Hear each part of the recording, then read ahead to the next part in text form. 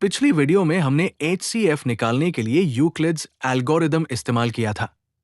लेकिन क्या आपने कभी सोचा वो एल्गोरिदम आखिर काम कैसे करता है?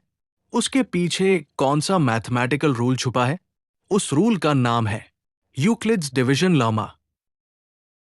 मान लो आपके पास 23 चॉकलेट है और आपको उन्हें 4 किड्स में बराबर बांटना है। हर किड को 5 चॉकलेट मिलेंगी और 3 चॉकलेट बच जाएंगी। इसे हम ऐसे लिख सकते हैं 23 इक्वल्स 4 मल्टीप्लाइड बाय 5 प्लस 3। यही यूक्लिड्स डिवीजन लॉमा का बेसिक आइडिया है। अब इस आइडिया को एक जनरल फॉर्म में समझते हैं। यूक्लिड्स डिवीजन लॉमा कहता है कि अगर a और b दो पॉजिटिव इंटीजर्स हैं, तो हमेशा ऐसे क्वोशंट और रिमाइंडर मौजूद होंगे कि a equals b q plus r. यहां a को डिविडेंड कहते हैं, b को डिवाइजर कहते हैं, q क्वोशंट है और r रिमाइंडर है। यानी किसी भी डिवीजन को हम इसी फॉर्म में लिख सकते हैं। लेकिन यहां एक बहुत इंपॉर्टेंट कंडीशन है, रिमाइंडर कोई भी नंबर नहीं हो सकता। यूक्लिड्स डिवीजन लॉमा के अनुसार रिमाइंडर हमेशा 0 या उससे बड़ा होता है और डिवाइजर से छोटा होता है। यानी r इज ग्रेटर दैन और equal to 0 and less than b।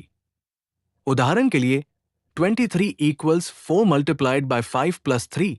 ये सही है क्योंकि रिमाइंडर 3 डिवाइजर 4 से छोटा है। लेकिन 23 इक्वल्स 4 मल्टीप्लाइड बाय 4 प्लस 7 ये वैलिड नहीं है क्योंकि रिमाइंडर 7 डिवाइजर 4 से बड़ा है। इसलिए हमेशा याद रखिए remainder must be smaller than divisor. अब इस रूल को एक रियल एग्जाम्पल पर अप्लाई करके देखते हैं। मान लीजिए हमारे पास 225 और 135 है। जब हम 225 को 135 से डिवाइड करते हैं तो क्वोशंट 1 मिलता है और रिमाइंडर 90 मिलता है। इसे हम ऐसे लिख सकते हैं 225 इक्वल्स 135 मल्टीप्लाइड बाय 1 प्लस 90।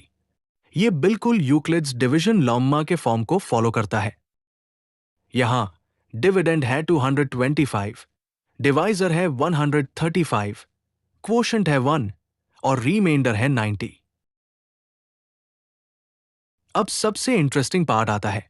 पहली डिवीजन में हमें रिमाइंडर 90 मिला था। अब यही रिमाइंडर अगली डिवीजन में डिवाइजर बन जाता है। इसलिए हम लिखते हैं 135 इक्वल्स 90 मल्टीप्लाइड बाय 1 प्लस 45। अब नया रिमाइंडर 45 मिला। फिर वही प्रोसेस दोहराते हैं 90 इक्वल्स 45 मल्टीप्लाइड बाय 2 प्लस 0। जैसे ही रिमाइंडर 0 हो जाता है प्रोसेस रुक जाती है और आखिरी नॉन जीरो रिमाइंडर यानी 45 हमारा HCF होता है। ध्यान दीजिए हर स्टेप में हम यूक्लिड्स डिवीजन लॉमा का ही इस्तेमाल कर रहे हैं और इसी रिपीटेड एप्लीकेशन को यूक्लिड्स एल्गोरिदम कहते हैं। तो अब इस पूरे कॉन्सेप्ट को 3 क्विक पॉइंट्स में समराइज करते हैं। पहली बात, हर डिवीजन को a equals b q plus r के फॉर्म में लिखा जा सकता है। दूसरी बात, रिमाइंडर हमेशा 0 या उससे बड़ा होता है और डिवाइजर से छोटा होता है।